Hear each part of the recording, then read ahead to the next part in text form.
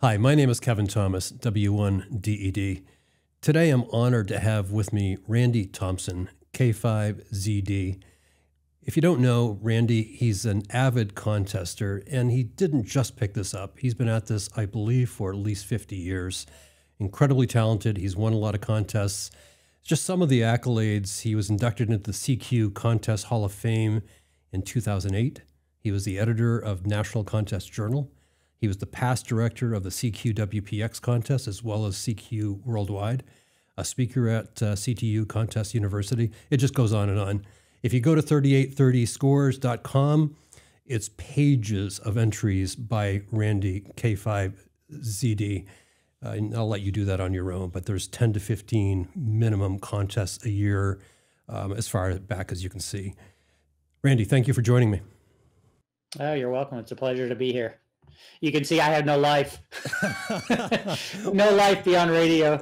Well, that's one way of looking at it, I suppose. What did I leave out of that? Did I cover most of your contesting background in general? You did. You did. It's funny. I will have been licensed 50 years this June.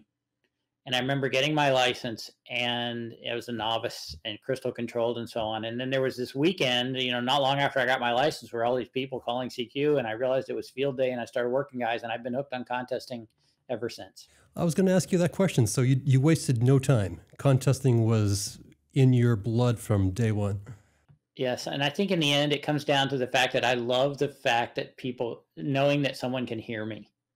Like, I don't need to have a long conversation, but I love the fact that, you throw RF out there and somebody far away can hear it. I could totally relate to that. I love that ham radio involves a lot of different pursuits, and some people do like to rag chew and be on the air a lot. I preferred making the contact and be able to say I talked to a VK4 or something, so I get it. Before we get too far into this, I'd love to hear your definition of contesting and why people do it in general. Not yourself, but why do people want to contest, and what does contesting mean to you? Well, contesting at its core is essentially a practice, a skill building game to help you get better at exchanging information, copying things. And in the course of that, you also get to compete with people, which some people really like competing. I know I'm one. It also forces you to up your game in terms of your station reliability, forces you to learn propagation when the bands are open in certain places, that kind of thing. So, but in the end, at its core, it's an operating event that gives you a chance to test your station, test yourself, and practice skills. So what I hear from that is it's not necessarily about winning. I mean, clearly in your case, it is about winning because you've won a lot, but it sounds like for a lot of people, and I guess I'm saying this for my own sake because I don't ever expect to be at your level, but I guess I do want to make those improvements over time and increase the skill set so I can see my ranking sort of move up. Do you think a lot of people do it for that very reason? I hope so, because I say this all the time to people. Contests are way more fun when you're not trying to win. So to win a big DX contest or something really at the top levels, it means staying awake for 40 plus hours or 45 hours or whatever you can stand. And you're always under the gun, like I have to be in this place and do this thing and be on this band, trying to work these kinds of people. And when you're having fun, it's like, I can go anywhere I want. There's all these bands that aren't the ideal one, but where all the interesting stuff is, the strange long path openings or the surprise openings, that kind of thing. So to me, contests should always be about fun. It's not about winning at all, because what you learn after you win a contest is that nobody else cares. It's not like there's a ticker tape parade. There's no money. You don't get on TV. So this is as close as you get. So it's really, I think that was the biggest shock when I finally won a contest after a long time. And then you realize, oh, yeah, I'm the only one who cared. And then you win another one, you realize, wow, it's really true. No one else cares. So it's mostly, for me, it's about bragging rights with friends and associates that I have. It's like, okay, I beat you this time, or, we have a good, close competition. So since you've been at this for 50 years, you clearly have seen a lot of changes, not only in probably equipment, but even your own skill set, maybe operating practices. Can you give me a little bit of an idea of how that's changed in 50 years? What the major changes have been? I think in the beginning, contesting was very much a game where about hunting. So your goal was to get on the air and find people to work. You might be able to call CQ and get some answers, but in the end, if you wanted to have a big score or a big multiplier, you needed to tune around and find people. And they, especially in DX contests, but even somewhat in sweepstakes. For example, in sweepstakes, if you wanted to get a KP2 multiplier, you had to know that KV4AA was on 14070 something every day. And he was the only one, and he was always there, and you would just have to know that and find him. And the same thing in DX contests. In the early days, the guys would know, oh, these missionaries show up at this place, or these guys in Africa or some rare country in South America, whatever, they show up in these places or at these times. And so it was not only operating skill, but kind of your knowledge of propagation and people. So that's why I say it was a game of hunting. And then as spotting networks started to appear, and it became more, and as we got better equipment so that we're all louder and we can punch through even when the openings are only marginal, it became much more about volume and how many people can I work? So how fast can I go? And then with the spotting network serving up where the DX is, I like to say it changed from a game of hunting to a game of shooting. So now people, and I like to do both unassisted and assisted, but when you have the cluster working and you see a new station that you need, you go there and you try to bust your way through the pileup. So that's the shooting part of it. And you get the guy and you're all happy, and then you go on to the next one. So that's, to me, in addition to the equipment and the addition of computer logging, which was huge, all those things have fed into the fact that the game has changed from really hunting to shooting. So before we get too far, let's go back to some of these terms. Unlimited. What does that mean? Okay, so in the early days, when we didn't have spotting networks, everybody sat in their basement or in their shack and they worked a contest. Very solo pursuit. You were really, and many times, competing against yourself because it was only your own internal motivation and drive that had you stay awake because you couldn't see you had no idea what anybody else was doing. And oftentimes the contest would end, and maybe a few guys would meet on the radio and compare scores, but as a single op, oftentimes it was weeks before you knew how your competitors did. So then computer logging showed up. So now everybody's logging everything in computer. So you have a pretty good idea how you're doing all the time, but still you're on your own. And then the spotting networks came. And when the spotting networks, there was an early realization that people who were getting DX handed, frequencies and call signs handed to them of, hey, there's stuff you need in this spot, that should be a separate category from people who were just operating by themselves. And so that's why you ended up with, in CQ contest, they call it assisted and unassisted or non-assisted. In the ARL contest, they call it single op or single op unlimited. Unlimited being people who are using the cluster network. So that's just got divided. And some of the contests, in the early one that did this was the German Worked All Europe contest, said, you know what, we're tired of trying to police these two things. Just put them all together. And now other contests such as the CQWPX also has combined everything. So there is not this distinction. But ARL DX contest and the CQ Worldwide still maintain that these are separate. So you'll hear people talk about unlimited or assisted. Those are people who are using the cluster, and single op is people who are not. And the big thing is it just makes it easier to find things. And this is where the cluster network started off as all 2-meter FM, and then it started to go onto the internet, and then people came up with software that could copy an entire band full of CW. And so we were given the reverse beacon network, where a computer somewhere could listen to the audio across 100 KCs and copy every CW station and spot it automatically. These things are all amazing in many ways, but it was all, now that you're computer logging and you're connected to the internet and something's spotting everything, just suddenly it's a completely different game. Everything is just served up to you. And now it's up to the operator to decide, when do I want to go chase things versus call CQ.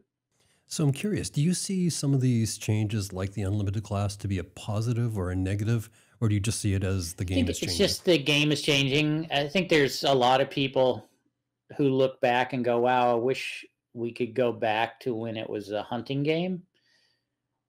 But you used to win the DX contest in those days with 2,000 QSOs because everybody was less equipped. It was harder to find people, Nowadays, to win the DX contest in the USA, you're talking about 4,000 or 5,000 QSOs. It's just so the whole game is changing. It's just the way it is. So I don't really see it as necessarily bad, just different. So I know one of the things that you've spoken about before is integrity in contesting. And maybe these two things go hand in hand. The fact that the game has changed. Talk to me about integrity and the honesty that is required in this sport. So I'm a golfer, and one of the things that's a big, core component of golf is that you play the ball where it lies and you count every stroke that you make, no matter how painful that may be. And the interesting part, it's on the person playing the game to keep their score honestly. And yes, there's a concept of somebody that you play with a test that your score was what it was, but it's fundamental that, okay, you are keeping your own score. Well, contesting is the same thing. It started off as everybody sitting in their own shack. There's nobody watching over their shoulder. And in the early days with all paper logs, there probably wasn't even that much log checking because it was just physically impossible to get all the logs and actually look at everything. Now with computerized,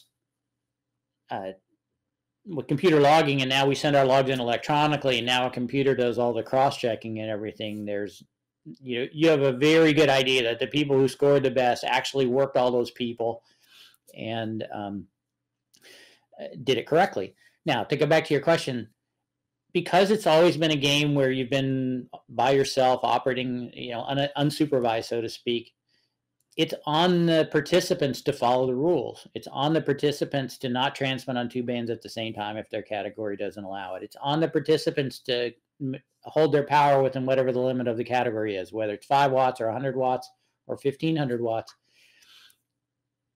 Where the whole game is based on the trust that the other people are doing that. And I will have to say, as having run a contest or 2 contests over a number of years, the amount of cheating is actually very small. And it's partly because there aren't cash prizes or anything else. But the thing that does encourage cheating is a lot of the competition motivation is due to ego. And it's very easy to kind of think, well, nobody will really notice if I do this. Nobody will really notice if I transmit outside of my license class. Nobody will really be able to tell if I run 2,000 watts instead of 1,500. And I'm not saying that everybody does that. I'm actually saying a very small number of people do that, but it does exist, and it's very sometimes difficult to detect. But in the end, I would say we know who the guys who are being honest are, and we know who the guys who aren't. And it eventually comes out, and it makes it makes the victory less satisfying, both for you and for everyone else, if you cheat to obtain it. As a new contester, as somebody who just got my license back about a year ago, it seems as though contesting is a pretty tight-knit community. A lot of the very similar call signs are heard in every contest. Actually, when I was talking to Marty Sulloway, he said that's one of the tips. Like, the longer you do this, those call signs will come to you when you hear the first couple letters. Do you find that to be true, that it is a tight-knit community? Yeah, that it is. It's not an unpenetrable community, but it is a group of guys who get on the radio a lot of weekends, and they exchange what appears to be very brief and meaningless information. But it's funny how what binds it all together is the shared experience. You go to Dayton and guys can talk about, wow, whatever contest we're talking about, it was really great. Or we visited this place and we did this thing, and somebody else who visited that same place in a different year will talk about how their experiences were different. So you put contesters together, they're always, because they have this shared experience of kind of doing the same thing on more or less the same course, even though they're all different in different parts of the world. And that just gives everybody something to work off of. And I often kid the people at work that if you gave me a plane ticket to almost anywhere in the world in 2 weeks' notice, I could probably find somebody to have dinner with. So to me, that's what contesting is all about, that I can show up someplace. And I had a guy meet me at a train station after midnight in Zurich one time, so I could go stay at his house because I couldn't find a hotel. And I'd never met this guy before. The only way we knew each other is we had said 5'9", 14 or 5'9", 5 probably 50 times over the years. So it's just like, okay, I don't know that guy, but I know that guy. And sure enough, it worked out great. So speaking of trust, there's a high level of trust that comes with that over a 5'9". Yeah, well, it's just, like I said, you get familiar with these people. I kind of like FT8 because it's always like a contest that's going on, very short exchanges. I get what I wanted. Hey, that guy could hear me. But what it misses to me is that human factor. There's something about when you're in a phone contest or even in CW, you can send an extra DID, or you can say, hey, Vlad, or hey, George, and then give them the exchange. Doesn't take very much time, but there's something about that extra little ability to put some personalization in it that, the way FT8 is structured kind of gets boiled out. So speaking of community, I believe that you belong to the Yankee Clippers Contest Club. Is that correct? Correct. Yes. So those more localized contest communities, do you think that that's important for operators to develop skills and kind of an information base? Yeah, I think so. In the case of the Yankee Clipper Contest Club, or YCCC, it covers almost all of New England. So it's a pretty big group of people. They kind of break down into different geos, like the guys in Maine and New Hampshire kind of hang out together, guys in Connecticut. But the club kind of binds everybody together. And there's a lot of sharing that goes on after a contest. If somebody's having problems with the radio or antennas or trying to figure out what to do for their station, there's just a group of people who are there and ready to help them. And I think contest clubs are great because they're very focused on contesting, and that's what I like to do. But I also belong to a general purpose radio club, and they do field day and they get on the air and do special events and that kind of stuff. And it's just it's a different flavor, but in many ways it's the same thing. It's people that that are willing to help you, or that you can share experiences and activities with. And what do you think about the 3830 scores.com and the contest scoreboards? Are those an improvement in the hobby? Oh yeah. So the reason it's called 3830scores.com is it used to be after the big DX contest, everybody would go to 3830, and there's a long history behind why that frequency. But anyway, everybody would show up there soon after the contest, and the big multi-operas would compare their scores on the air. And so that just kind of became 3830 kind of became synonymous with where you tell people what your score was after the contest.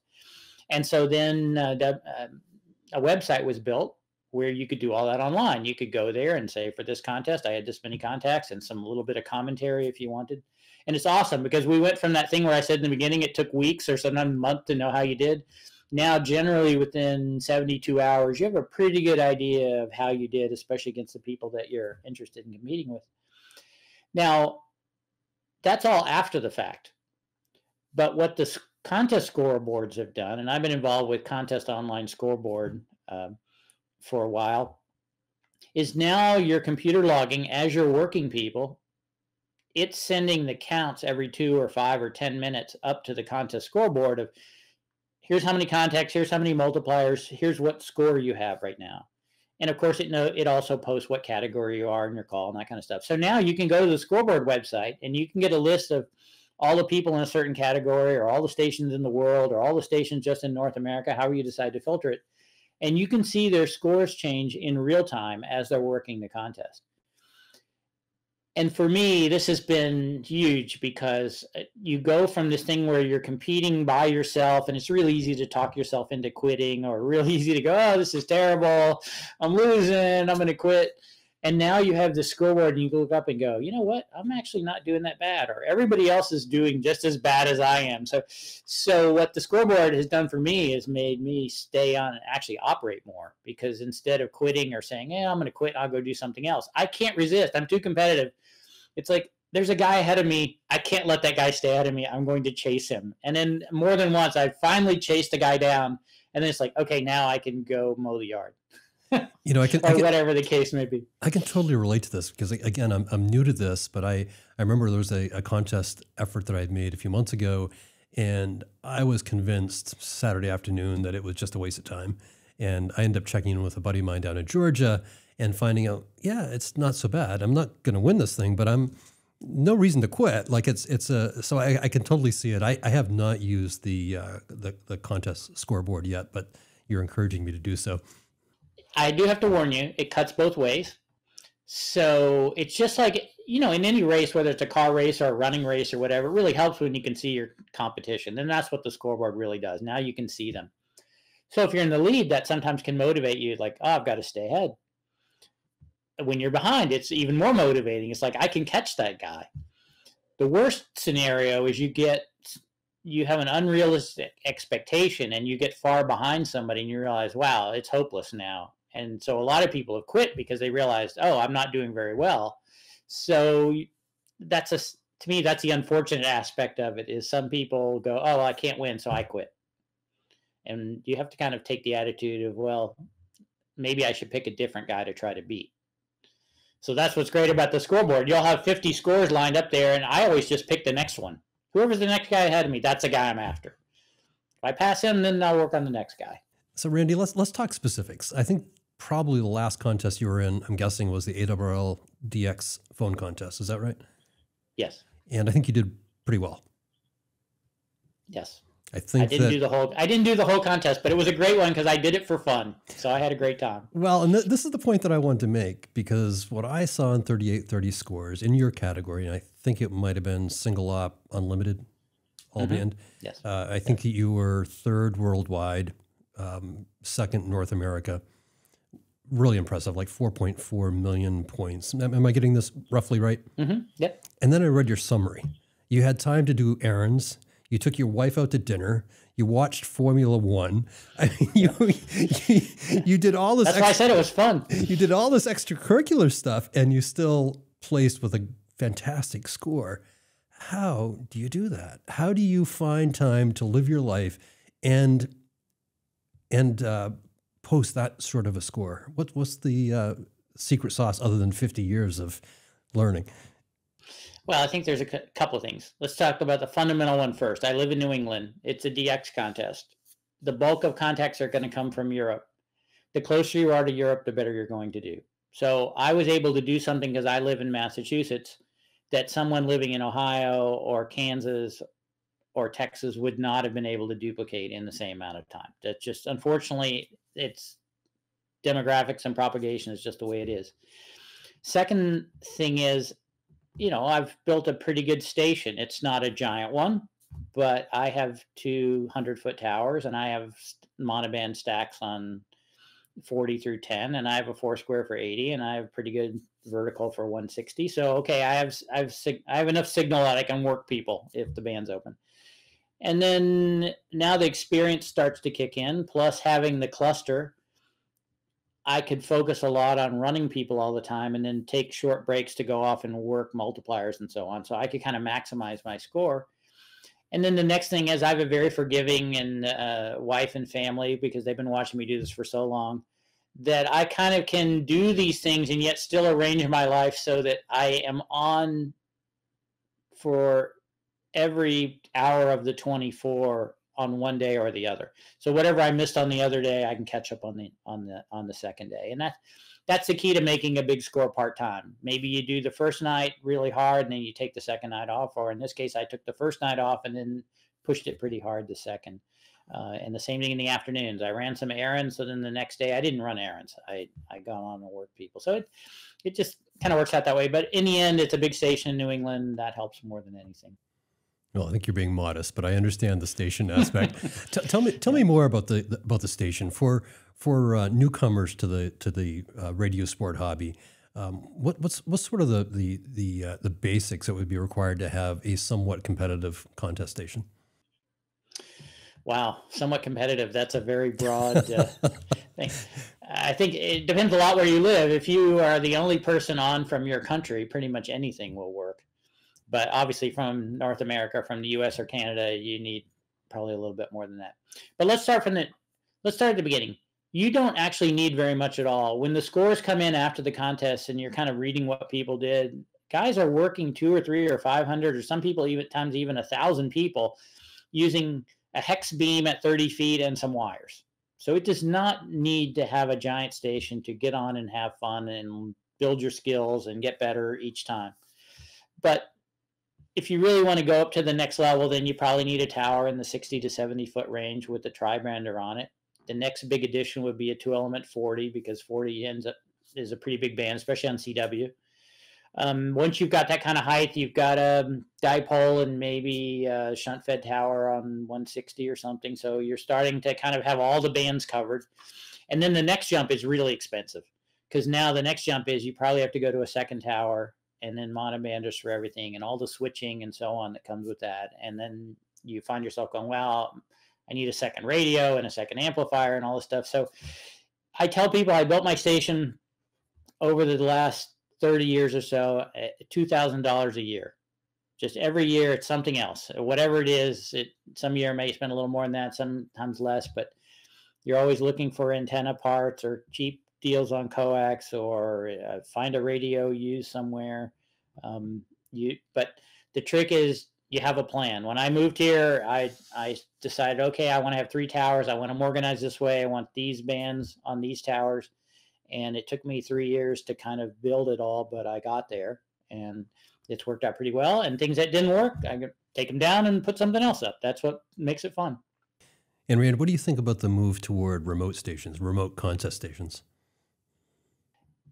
It's great. I haven't really done it. I mean, I've operated some remote things, but it actually it makes everything a little bit harder in some ways, because you have to completely automate your station. You need a no-tune amplifier. You need antenna switching is tied into the radio. You need to be able to make it reliable enough that it'll all work far away, where the only thing you might be able to do is cycle the power to reboot the whole thing. So the technology to pull it off, to transmit the audio and everything back and forth, and the screen is amazing. No question. Now, what's been great for the hobby is it's allowed a lot of people to operate who couldn't, or allowed them to have a situation where they can't have a station at home, but they can have one out in a farm somewhere. And so that makes more activity and gets more people involved. There's a lot of people living in cities who can't hear anything just because the RF noise is so bad. So again, remote stations help make that possible. And then there's a group of guys now that are becoming more and more that just, like W1 Victor Echo is one. Jerry, one day he's operating from Cayman Islands, the next time he's operating from someplace in the Yukon, the next time it's somewhere else far away. And it's just amazing. He finds all these people who have stations that are set up for remote, and gets an invite to operate there. The K1LZ multi that's being built up in Maine, most of the operators there were all operating remote, so they didn't have to. That allowed them to recruit more operators from more parts of the country and the world without people having to all show up in far east Maine. So, in that regard, I think overall it's pretty good. There's some people who kind of resent it because they feel like, oh, well, I had to build my own station or live with my own limitations. Why is that guy? But it's always been that way. So it is what it is. There's always some guy. It's like anything else. There's always some guy with more time or money. Well, I do enjoy your positive approach to this, that everything is just the game changing. You just keep up with it. I know in my case that I wouldn't be able to operate contests in my present situation. So I do use a remote station in Van Buren, Maine, and thank goodness it's there, because I wouldn't be operating the ARRL DX without it. So it's been a fun experience for me, to go back to your term. And it's one of those things where 10 years ago, that just didn't really even exist. I mean, you could do it, but it was really kludgy. And now it's almost plug and play, at least to get where you're on the air. But you still have all those challenges of station building. And you know what? When you build a station far away, I have the luxury of, it's the afternoon, it's nice weather, I've got something that's broken, I'll go up the hill and fix it. When your station is 200 miles away or 1,000 miles away or on the next continent, suddenly you have, you fly in and you have X amount of hours or days to fix everything and make it reliable before you have to leave. It's a completely different station building challenge. Absolutely. And I think that's even more so in New England when we get the weather that we get and things break because of ice and snow and wear and tear for sure. So beyond the station, Randy, if for a new contester, what would be the advice that you would give a new contester beyond station? Yeah, it is a participatory sport. It's very hard to practice. Now there are tools on CW like Morse Runner and so on that can that you can use and run on your local PC and put your headphones on, and you can copy call signs and type them in, which is a skill you've got to master if you're going to do CW contesting. But for phone, there's almost no substitution for getting on the air. And so you mentioned I'm in a lot of contests. I don't even report all of them on 3830. There's a lot of contests I get on where it's a weekend, like, oh, what contest is on? And I go get in it, whether it's a RIDI contest or phone contest or CW contest, far away, close by, whatever. I get on and I work some people. And I see a lot of guys who don't get on the air that much and then show up for the contest and think, well, okay, why am I not doing better? Well, it's like any other skill, you have to practice. And we don't call it practice in contesting for some reason, but that's what it is. So just have to get on. And that does a couple of things for you. That list of people, that community of call signs, the more you're on, the more that people recognize you, and the more call signs you'll recognize of them. And there's no question, in a marginal opening or there's a big pileup or something, there are certain calls you hear them and you go, yeah, I know that guy. He's coming to the top of the line. So a lot of advantage to being on the air all the time. But mostly what you learn is what your station is good at. What does propagation look like? What times of day is my station really good? Or what bands am I really good on? That kind of thing. But it can be very frustrating in the beginning because when you listen to sideband, especially in a contest, it just sounds like noise.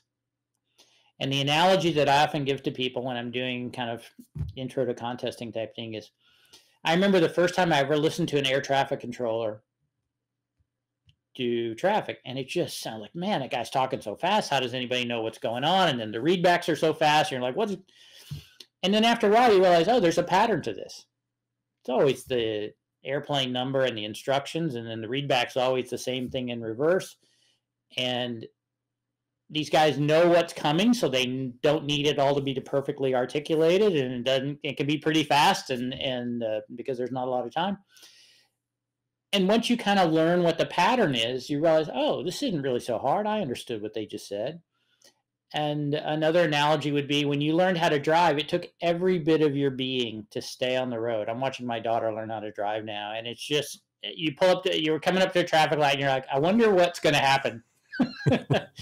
But at the same time, once you've been driving for a while, I think we can all relate to this, unfortunately. You're driving with your knees on the wheel while you're eating a hamburger, and the navigation system is talking to you or whatever, and somebody else is in the car. So you get better, and so the basic fundamentals go into your subconscious. And contesting, to really be successful, that's what you do. You practice enough that you're not thinking about, how do I get the letter A out of the noise and onto my keyboard? That happens automatically. Now you're thinking about, oh, who is that guy? Do I know him? What's his name? It's kind of surprising that he's so loud today or so weak today or whatever. So you got to get the fundamentals to be kind of just rote, and then you don't have to, and then everything else, you have more mental capacity to think about the other thing. So now back to our beginning contester. It's nice. You can get on and you can kind of learn by doing, no question about it. What's really great is if you can find a multi-op and go visit for a while, whether for the whole weekend or even just for a few hours, and watch other guys operate and have them sit down and help you, or listen on the headphones so you're hearing the same thing they are. I often record contests and post them on my website. So if you want to go listen to a contest and see, did you hear what I heard?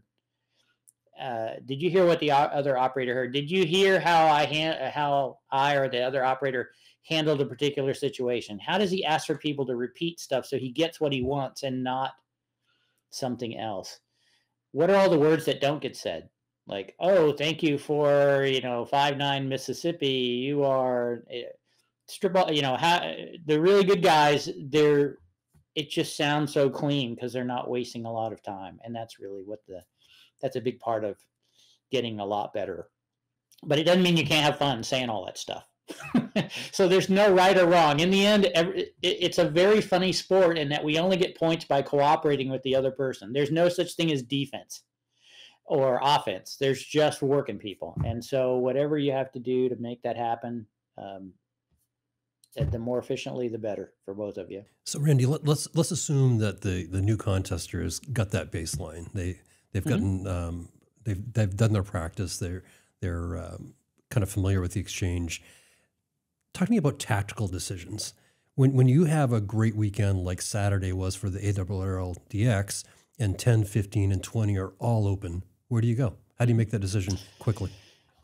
Well, in DX contests, the rule of thumb is you want to be on the highest band that's open.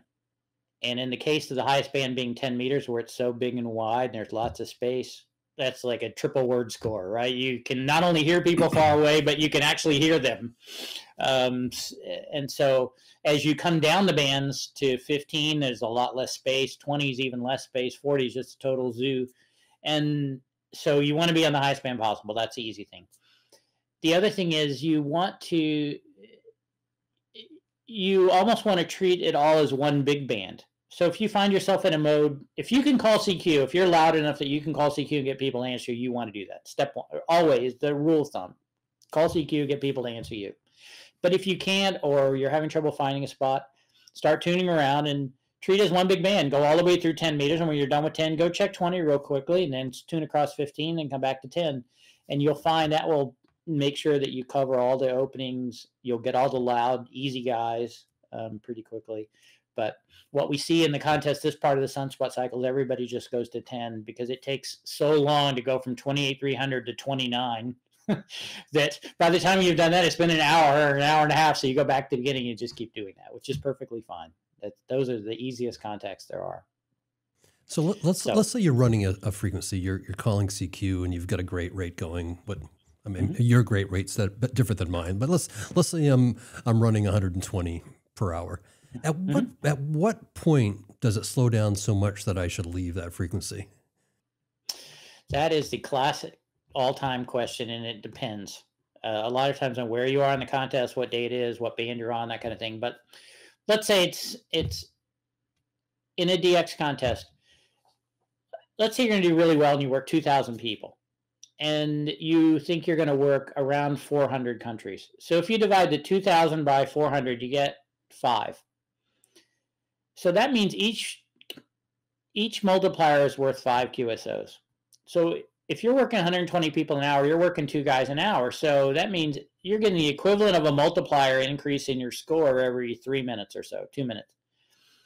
So you would want to stay there you would want to stay at that rate, or probably anything above what you think kind of your norm is. Let's say anything above 60 an hour in a DX contest would be great. You should probably stay there unless you're on 15 and you realize 10 is open and I really should go up there. So there's a little bit of tactical thinking that has to go on. But for the most part,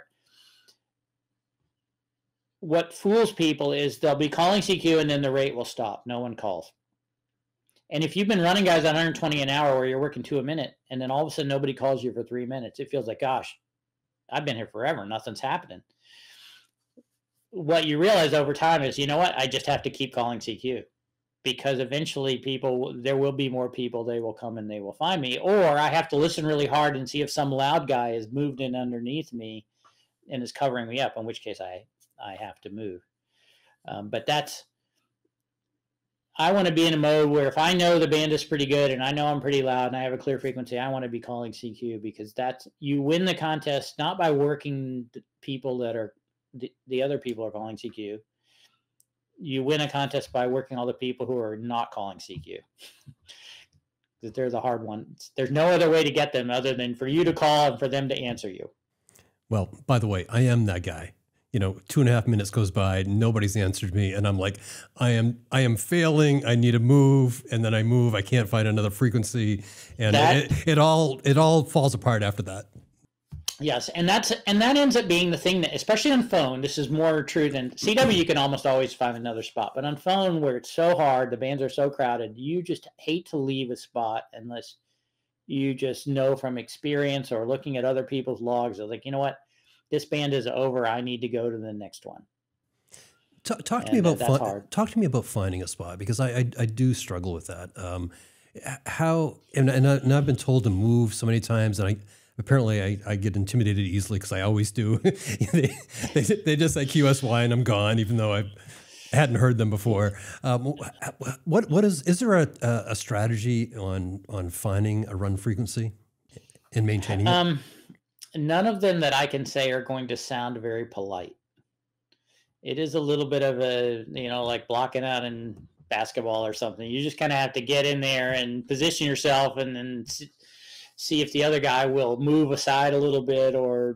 But to put it gently, you want to be on a band where you know you're loud into whatever the target area is. So if it's sweepstakes and you're in Texas, you're going to be loud in New England. Okay, great. Or in the Northeast, great. You just want to be on that band. And now what you're looking for is a spot where you can hear. In a DX contest, I'm looking for a spot where I can hear. So that may mean that I'm a KC and a half away from another local guy or another guy in New England, but I don't hear him very well. He doesn't hear me very well, but we're just far enough apart that the DX can hear us. And so the hard part in phone contests is hearing. So you want to try to find a place where you can hear. At the same time, nothing's worse than you're working a guy who's very weak and needs a bunch of overs, and he happens to say his call a bunch of times or say it slowly or whatever, tell you about the weather. And now that frequency sounds really clear for somebody in Europe. And so they come on and they didn't hear you and they didn't ask. They just started. And so sometimes as the guy who's on a frequency, you have to be somewhat aggressive at telling them, hey, I've been here. You need to move away. And a lot of people realize, especially if they're new to the spot, they realize, okay, somebody's here, and they leave. The worst ones are where somebody, took a nature break, or they happen to be working somebody on their second radio and they come back and they think they still own the right to that frequency. And now it just becomes a little bit of a bluffing game as to whether you can convince them, nope, sorry, it's been too late, I'm here now, or whether they talk you into leaving. So I want to talk about second radios in a second. Mm-hmm. First, while we're talking about finding a space, 40 meters, that was a disaster for me during the ARRL DX. And if you look at my score, I did okay. But 40 meters was definitely where I fell apart. What is the secret on 40 meters? Be very, very, very loud. So here's what happens so 40 meters in DX contests. It used to be that the Europeans were below 7,100 and the Americans were above 7,200. So there was this wide separation. And so everybody worked split. So you would call CQ up the band and you would listen down, or they would call CQ down below and listen up. And then the European band got expanded to 7,200. And so now and then the US band got down to 7,125. So now there's 75 whole KCs of shared real estate, and people just pack in there. And the multi-ops are there. So they're people who could dedicate a station to that band for the whole weekend. The multi-singles are the bigger stations that have big antennas and so on. No, I need to be here now because it's prime time. So they make a space. And then that leaves everybody else kind of in this mode of just tuning down the band and calling all the loud guys. And I got news for you. I got 2-element beam at 110 feet, and I can't make a dent. I end up just going down the band, calling people. And every time you hope you find a new guy that you haven't worked before. But you just, on phone, you can't get hung up on 40. It's a mosh pit. Now, that said, every once in a while, I'll try CQing above 7,200 listening down, and I might get a few answers. So there are things you can try to do, but for the most part, it's just hard. And once you realize that, then you shouldn't beat yourself up about it. You go, did I get what I can get? Did I get my 40 countries out of 75 QSOs? If so, great. I'm done. Going to the next band. That's super helpful. I appreciate that. Let's talk about two radios. I know you're a big fan. You must have been on the cutting edge of two radios. I think you were doing it in the late 70s. Talk to me about that. So what happens in a contest, remember, we want to try to be calling CQ as much as we can. So I'm calling CQ, and that takes, let's say, 8 to 10 seconds. What else am I doing while that's going on? Nothing. Listen to my radio make noise. So then you go, oh, well, if I had a second radio on another antenna on another band, then I could be listening while I'm transmitting. And then you realize, oh, well, if I can hear people on this other band and I hear a guy I haven't worked yet, I can use the transmitting time on radio A to listen on radio B, and then I can call the guy on radio B while I'm listening on radio A. And so there's been some pretty sophisticated, my first switching box was 2, manual switches, but you just want to be able to switch your transmit back and forth and switch your headphones back and forth, and you can start to take advantage of some of this dead time. Now, when you're working people really fast, you don't have time for that. But in the wee hours, the slow hours, maybe you're CQing on some band that's not, there's just not much activity because everybody's asleep. You're listening on the second band and you find some other guy who's calling CQ. And so now you can work him where you might have both missed each other because you both were just calling CQ and listening there. Now, here's what I tell people. It's easy to equip yourself with a second radio, but it takes some work to learn how to do it. And it takes a lot more work to learn how to be good at it. If you're operating a contest and you're so bored that you find yourself starting to watch TV or play Words with friends, or you find yourself going, oh, wow, let me see if I got any new emails. You now have the mental capacity that's not being spent on the first radio. You should invest in seeing if you can learn how to get a second one up and going, because you've got spare cycles if you're sitting there bored enough that you want to do something else at the same time. And in the end, that's what it is. And at 100 watts, it's actually pretty easy to do 2 radios. You don't need a lot of bandpass filters are not that expensive. A little bit of antenna separation, and you can easily get 2 radios on the air. So for a contest like Sweepstakes, where it's all domestic, you could have a dipole on 40 and just have one radio on 40 all weekend, or 40 and 15 with the dipole and the other radios on the tri-bander, and you can probably increase your score by 50 to 100 QSOs over the course of a weekend, which in a contest where you're working 1,200 people is a lot. Now for DX contest, it takes a lot more hardware, but the concept's the same. Very consistent with the advice I got from Marty and N1C. He was telling me don't jump into 2 radios right away.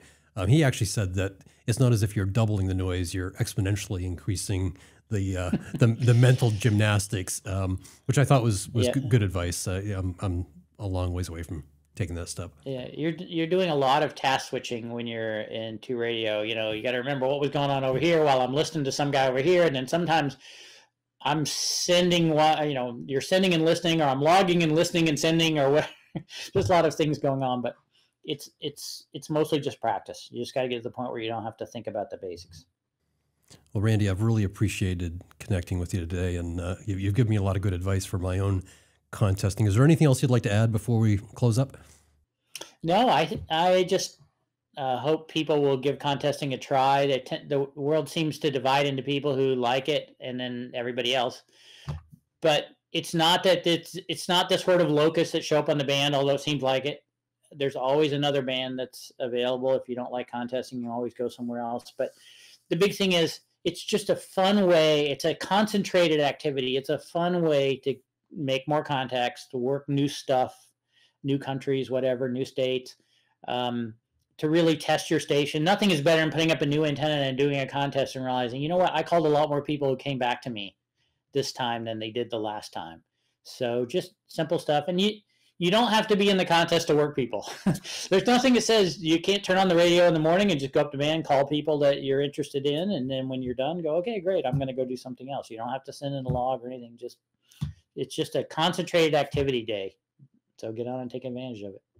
I've got one more question. I know I said I was going to close up, but CQ WPX is coming up. What's your advice to do well in that contest?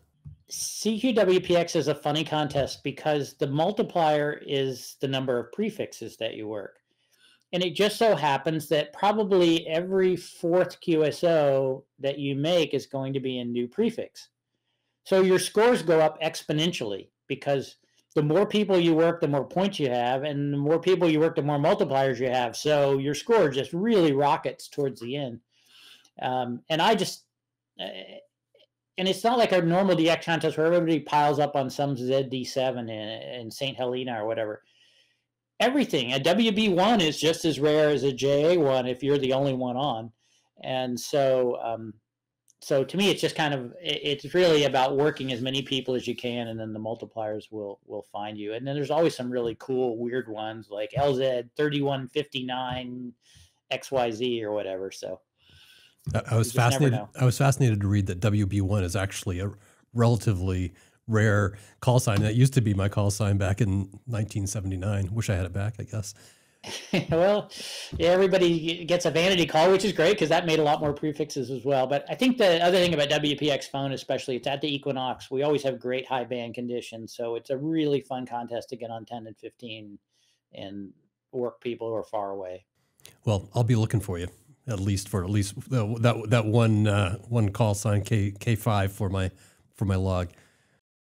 And WPX allows everybody to work everybody, so you can work USA, DX, whatever. It all counts. I've been talking to Randy Thompson, K5ZD. You'll hear him in the contests, many of them. Thank you for joining me, Randy. It's been a pleasure. Thanks a lot.